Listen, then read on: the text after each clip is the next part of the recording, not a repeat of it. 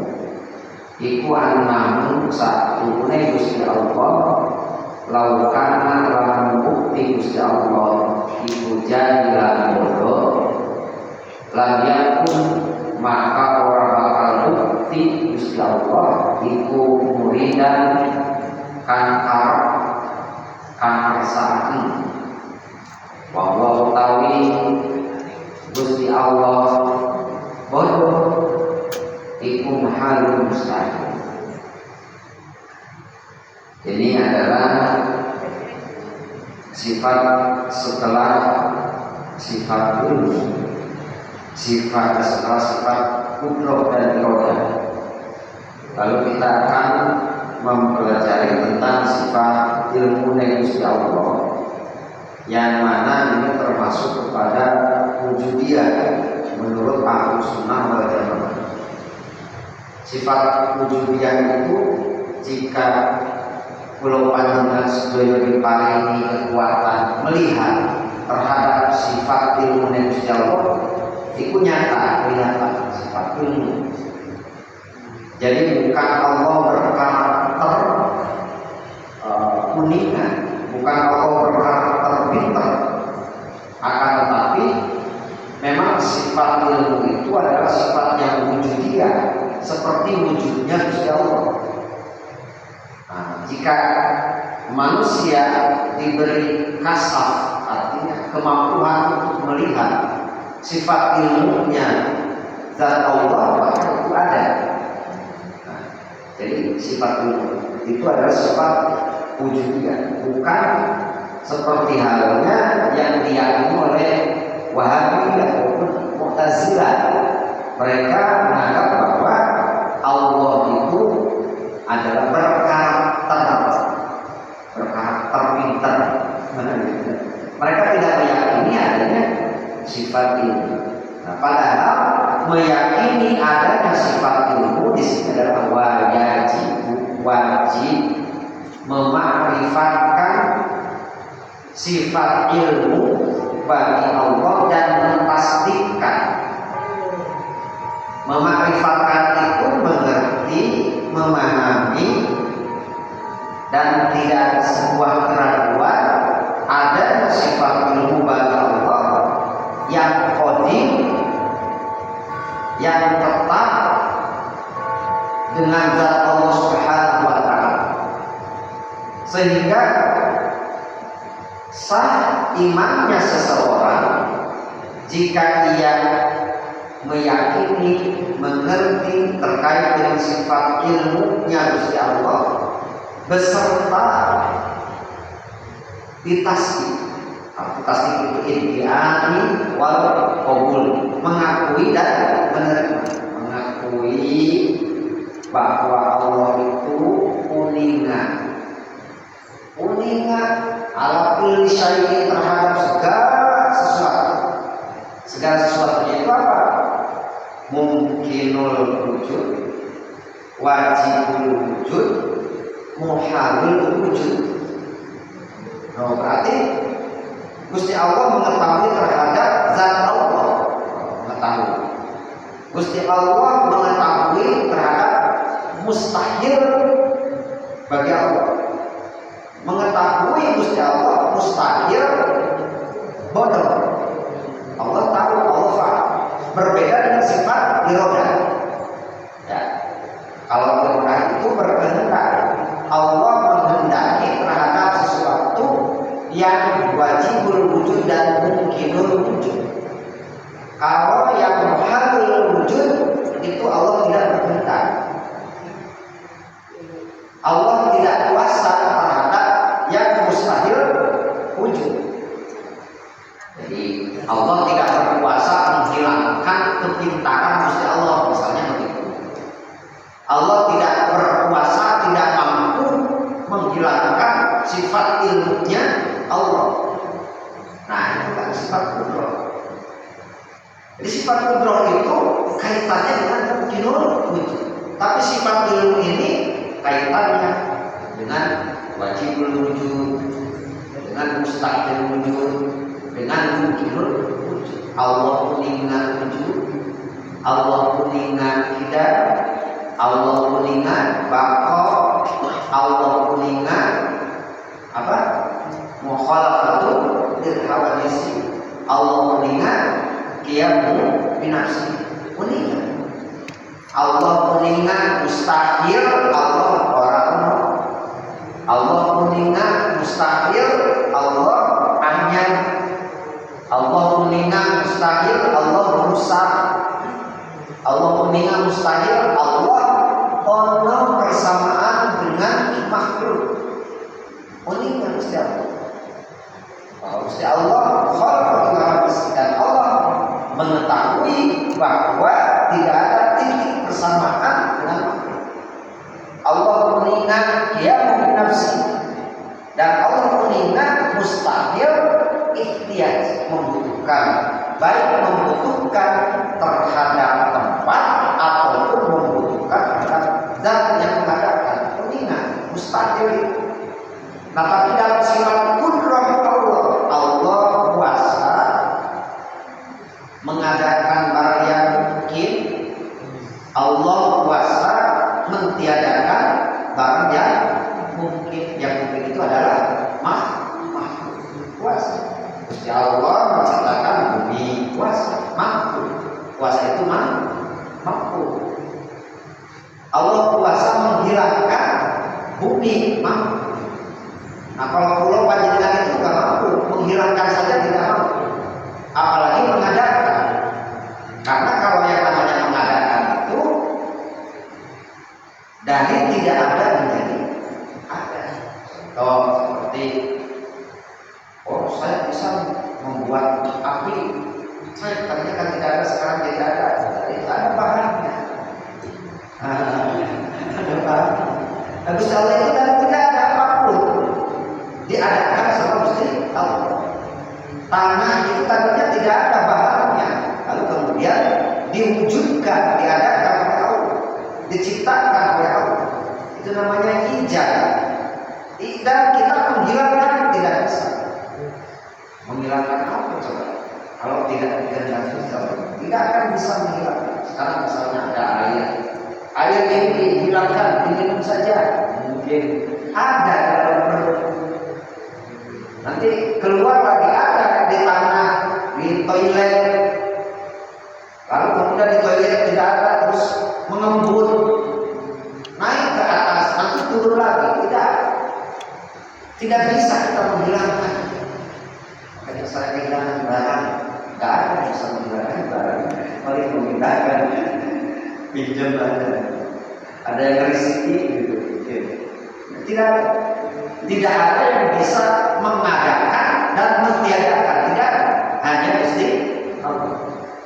Nah, hal itu terkait dengan masalah makhluk, bukan masalah Gusti Allah.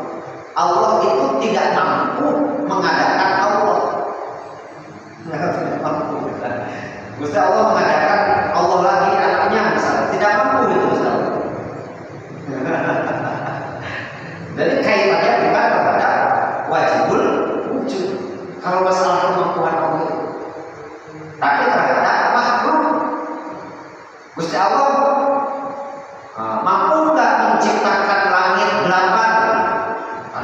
Di dalam Al-Quran langit itu 7. Nah, itu hakikatnya mampu. Cuma innallaha la yukhliful mi'ad. Sesungguhnya Allah itu tidak akan pernah ingkar janji. Apa yang sudah difirmankan itu pasti. Jadi kalau Allah menciptakan langit 7, itu tidak akan ada 8, tidak akan ada 6. Itu namanya wajibul wujud muqayyad. Wajibul wujud muqayyad. Wajib adanya itu karena ada ikatan firman Allah. Sejatinya itu adalah mungkin, ya, bukan sesuatu hal yang wajib 7, bukan. Tapi karena Allah dalam firman-Nya sudah 7 lagi, maka tidak mungkin juga tidak mungkin 8. Namun demikian, kalau kita semuanya meyakini terhadap ilmunya Gusti Allah, bahwa Allah mengetahui terhadap segala sesuatu sulit. merincinya juga, karena segala sesuatu ya sudah, segala sesuatu mau dirinci model apa juga, manusia, jin, jumlah malaikat yang setiap hari berapa ribuan yang diciptakan oleh Allah Subhanahu wa Ta'ala, berapa yang sudah diciptakan, berapa yang belum diciptakan oleh Allah Subhanahu wa Ta'ala, itu Allah mengetahui.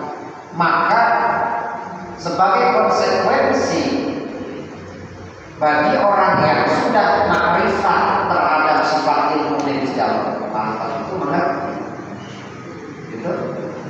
Konsekuensinya adalah kita harus tasdik. Tasdik kita apa? Menerima dan mengakui. Menerima itu menerima saya dilihat, menerima saya diketahui oleh Allah Subhanahu wa Ta'ala, mengakui saya diketahui oleh Allah Subhanahu wa Ta'ala, sehingga tidak berani macam-macam. Karena dalam pengetahuan Allah, bukan karena di tempat yang terang, bukan karena di tempat yang ramai, tetap menjalankan perintah Allah Subhanahu wa Ta'ala. Ini nggak ada orang, nggak apa-apa, orang ibadah juga, ya tidak seperti itu. Jadi panjenengan sholat di rumah itu menandakan makrifat terhadap sifat ilmunya, bahwa panjenengan meyakini diketahui oleh Allah. Kalau tidak sholat itu panjenengan takut sama Gusti Allah terhadap sabar. Cuma lagi-lagi jangan hanya sekedar menjalankan perintah, sebab di dalam perintah itu ada hak taklif, ada rangkaian kewajiban dalam taklif itu sendiri. Misalnya di dalam wajib itu ada rukun, ada syarat, ada batal, ada sah, itu dalam satu kewajiban. Jadi bukan hanya sekedar sholat takbiratul ihram lalu kemudian nanti sampai rukuk salat dan tidak diperhatikan terhadap rangkaian sebelum dan sesudah dan ketika sedang menjalankan sholat itu sendiri.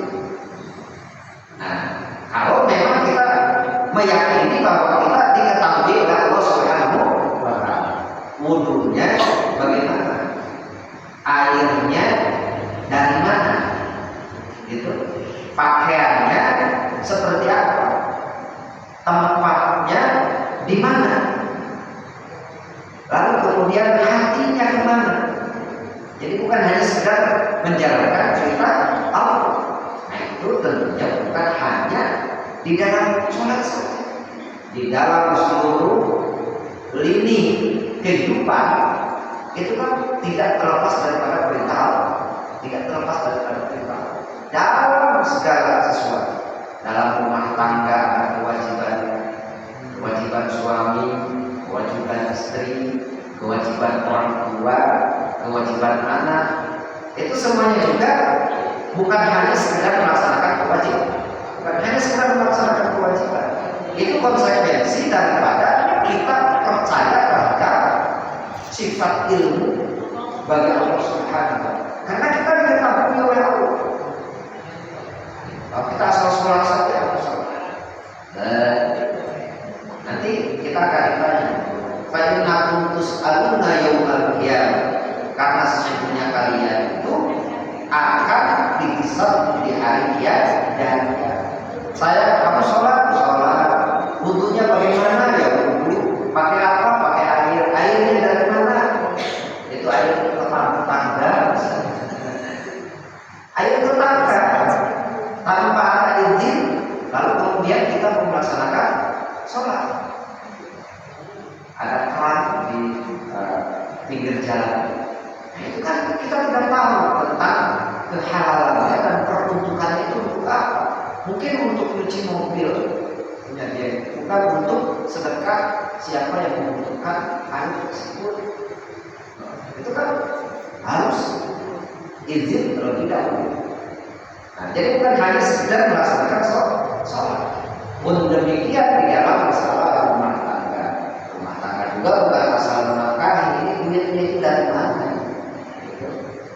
Lalu cara mendapatkan duitnya itu seperti apa? Ini jual belinya itu boleh apa tidak? Nah, kan itu detail rinci. Oh ini boleh, ada campuran saja barang yang tidak diperbolehkan oleh Allah Subhanahu wa Ta'ala, maka rezeki dari situ itu cukup untuk menutup khusyuk sholat selama 40 hari. Nah, selama 40 hari kita dagang kok, jualan timbangannya dicurangi. Kalau kita nimbang 1 sampai 3 kilo normal, tapi kalau kita nimbang barang 2 kintal misalnya, tidak ada 5 kilo. Nah itu permainan itu banyak. Ya. Masalahnya saya pernah mengalami terzalimi. Pas kita ditimbang di sini sudah 40 kilo, ya ditimbang di sini sudah 70 kilo, kok ditimbang di sana menjadi kurang daripada 70 kilo. Padahal kalau kita nimbang 5 kilo itu sama 5 kilo. Tapi kalau yang berat-berat itu tidak ada sebenarnya. Nah itu kan berarti dia itu jual beli. Tapi ada permainan dalam timbangan. Maka cukup itu. Yang tidak halalnya berarti ya 5 kilo.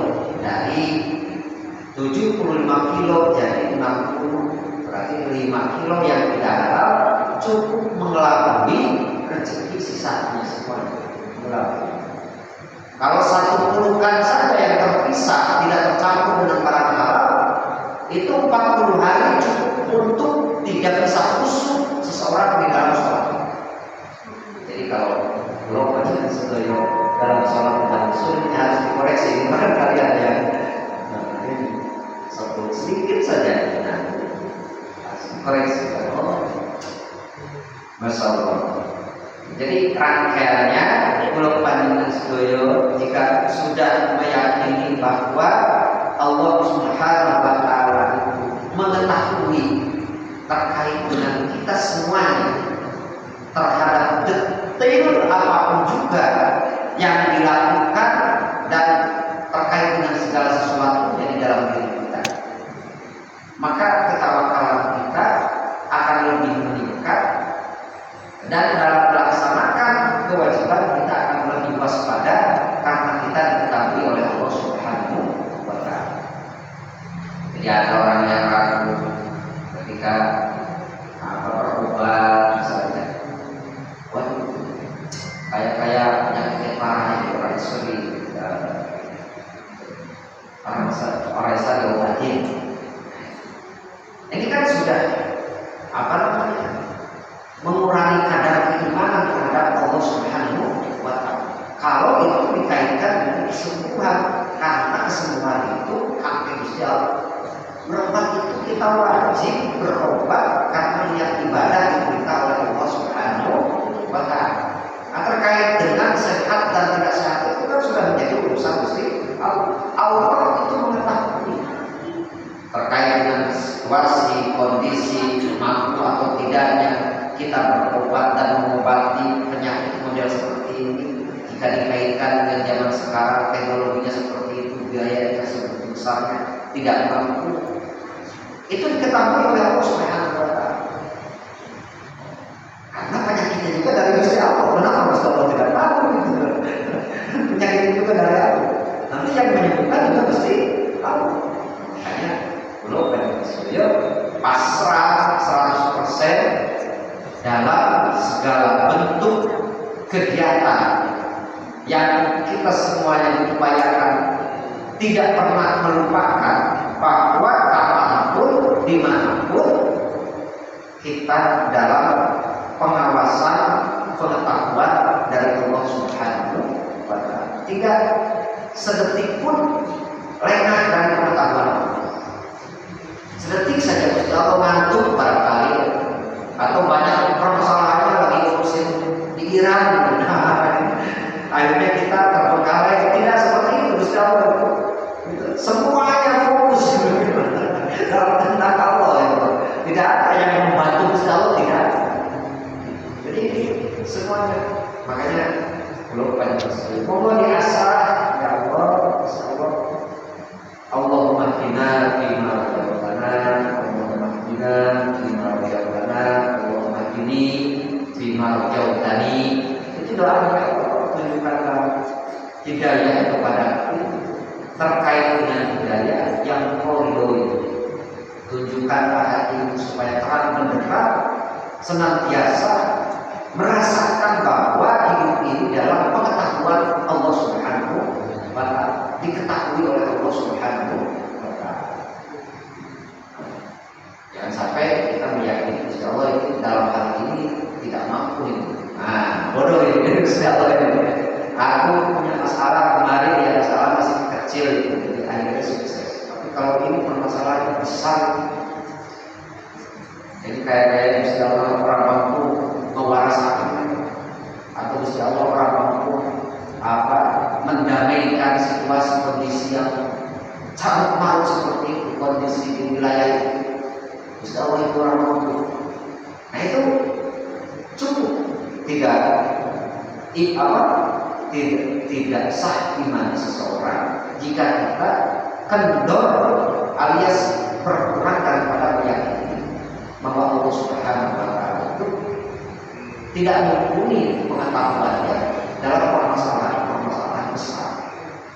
Jadi kalau masalah kecil saja kita yakin kepada Allah. Misalnya, kalau masalah besar kita jadi berkurang yakin kepada Allah. Itu cukup membatalkan iman. Cukup membatalkan. Jadi tidak ada hal kecil, tidak ada hal besar di hadapan Allah itu sama. Artinya membuat cacing satu dengan membuat bumi musnah itu sama. Tidak ada perbedaan. Kan kalau kita membunuh cacing satu, dan kalau kita membunuh tikus 50 aja di rumah repotan. Baru tikus itu. Nah, Gusti Allah sama antara menghilangkan cacing satu dengan menghilangkan bumi alam semesta semuanya sama, tidak ada perbedaan. Nah, hal ini yang harus diyakini. Masalahnya urusannya kalau keimanan itu bukan berarti tidak berdosa. Bisa saja berdosa orang, tapi keyakinan jangan sampai berkurang supaya iman itu sempurna. Jadi kalau iman sempurna itu kan masih tetap ada jaminan masuk surga. Walaupun misalnya sholatnya tidak begitu khusyuk, tapi imannya sempurna. Atau ada tempo dulunya melakukan dosa, tapi kan ada jaminan masuk surga. Ketika sudah bersih orang tersebut, karena imannya sempurna tetap bakal masuk surga. Tidak ada yang kelewat ibadahnya. Wah, terus semuanya dilakoni, tapi imannya tidak sempurna. Ada satu hal yang diragukan, yang membedakan ilmu Gusti Allah saja. Kalau terhadap hal-hal yang kecil diketahui, kalau hal yang besar mungkin Gusti Allah itu tidak mengetahui. Nah, keraguan itu sudah menghancurkan seluruh amal, dari mulai ia melakukan amal sampai tutup usia, hancur semuanya sudah. Keraguan tersebut meragukan terhadap hal yang wajib diyakini. Nah, seperti itu. Terus dalilnya bagaimana sih? Wahia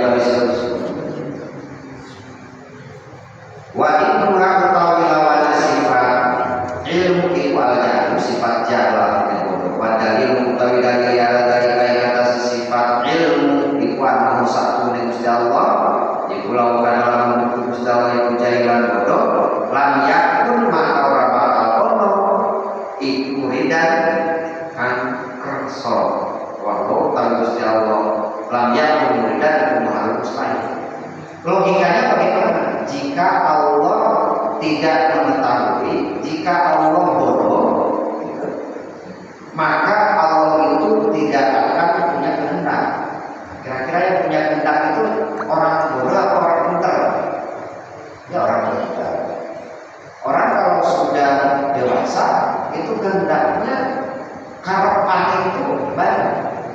dikatakan putranya, terus kemudian menyekolahkan, lalu kemudian bikinkan rumah, kalian mampu semuanya itu. Kenapa? Karena pintar. Ya kalau tidak pintar ya masih baik itu kan, tidak kehendak. Baru kehendaknya itu minum. Ya cari-cari mamai ada sedikit toh. Semakin tinggi pengetahuannya, maka semakin tinggi keinginannya. Semakin tinggi keinginan. Jadi kalau tidak ada ilmu, tidak ada pengetahuan, tidak akan ada sebuah keinginan. Nah, keinginannya sudah terbukti. Allah istilahnya menghendaki adanya bumi, Allah menghendaki adanya manusia. Itu kan karena Allah. Itu adalah dalil bahwa Allah itu ilmu, mengetahui. Karena kalau tidak ada pengetahuan, boro-boro membuat bumi yang segini luas, boro-boro membuat suara, boro-boro membuat apa? Karena tidak ada pengetahuan. Adanya terbukti alam semesta ini pun, adanya kehendak Allah itu menandakan bahwa Allah mengetahui terhadap segala sesuatu. Bidalilnya dibalikin terhadap sifat yang sudah dijelaskan.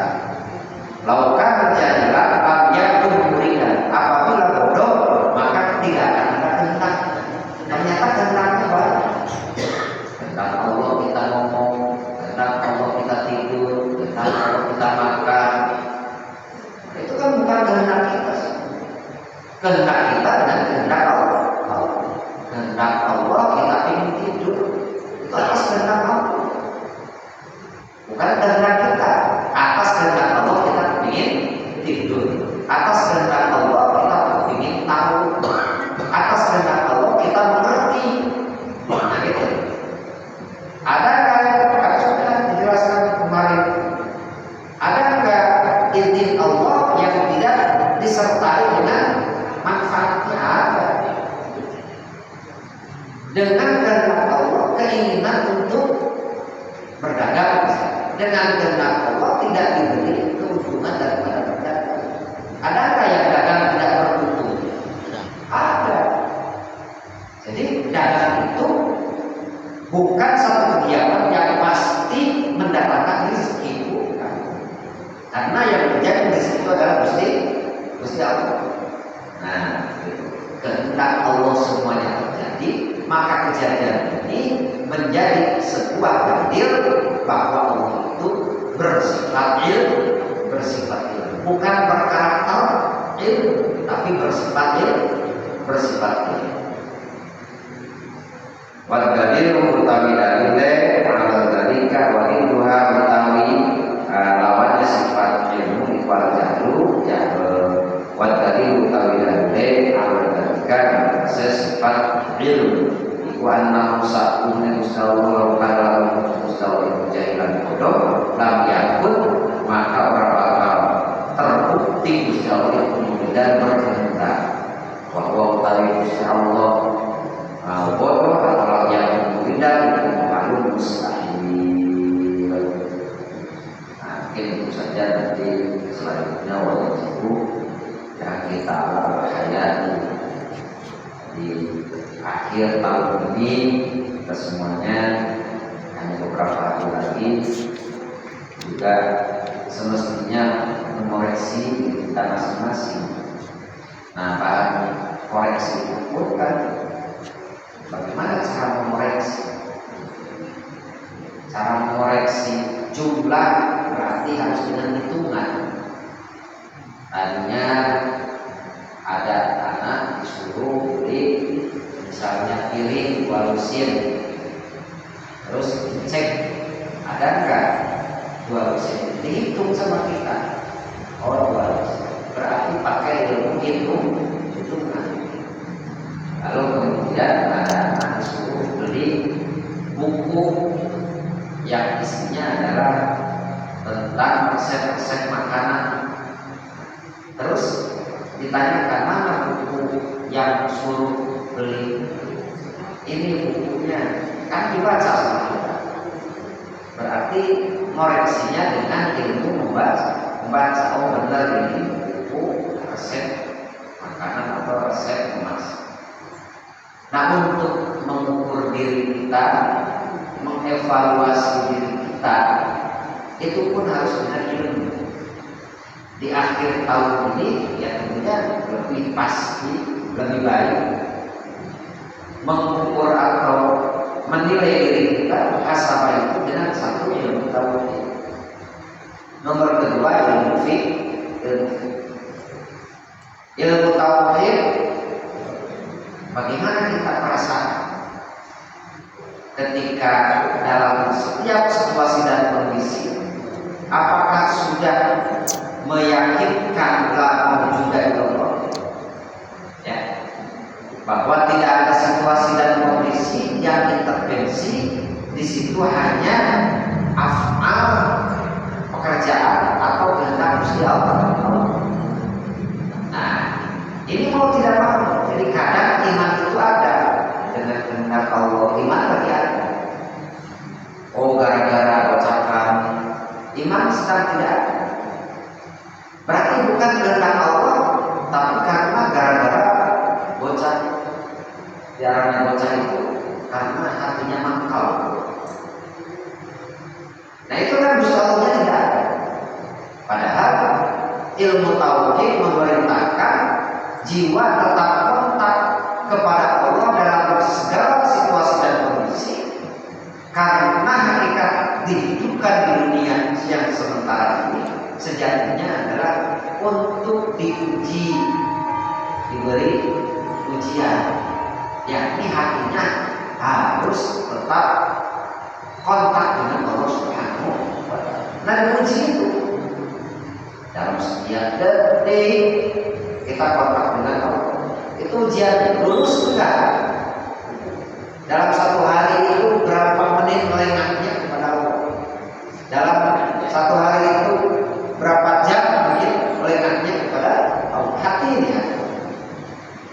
Ya, makanya kan para ulama itu mengajarkan bagaimana hati supaya tidak lengah, pegang tasbih, dipaksakan terus walaupun ngobrol, tapi jari-jarinya kan menuntun hatinya supaya terus ingat kepada Allah Subhanahu wa Ta'ala.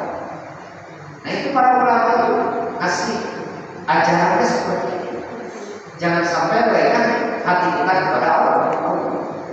Lalu kemudian bahan koreksi keduanya adalah ilmu fikih. Jadi ilmu fikih seperti tadi, sholat kita ini ketika wudu sah ataukah tidak sah? Ketika wudu ini benar apa tidak? Ketika sujud ini benar apa tidak?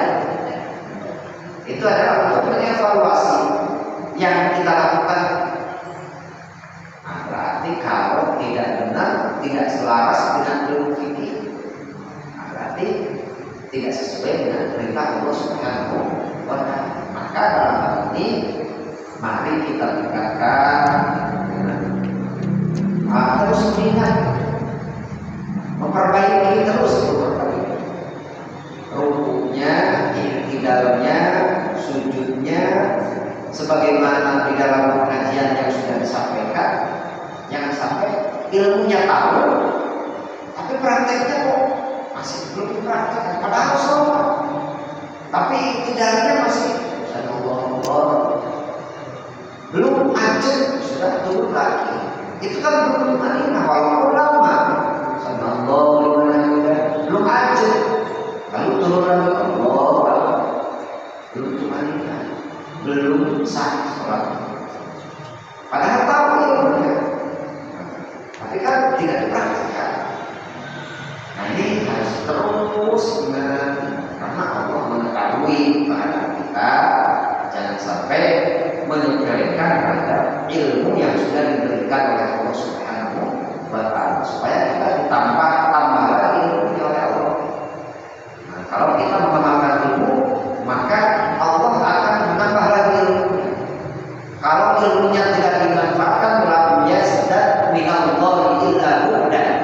tidaklah kamu akan menjadi dekat dengan Allah kecuali akan menjadi orang yang jauh dari Allah Subhanahu wa taala.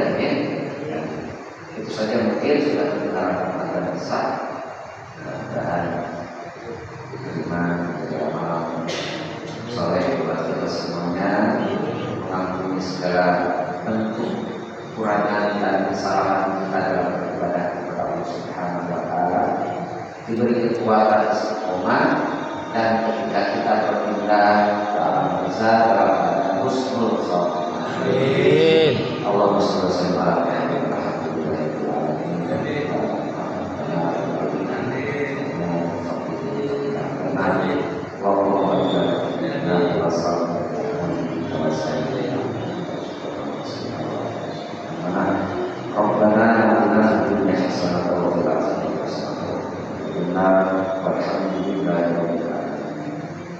Assalamualaikum warahmatullahi wabarakatuh.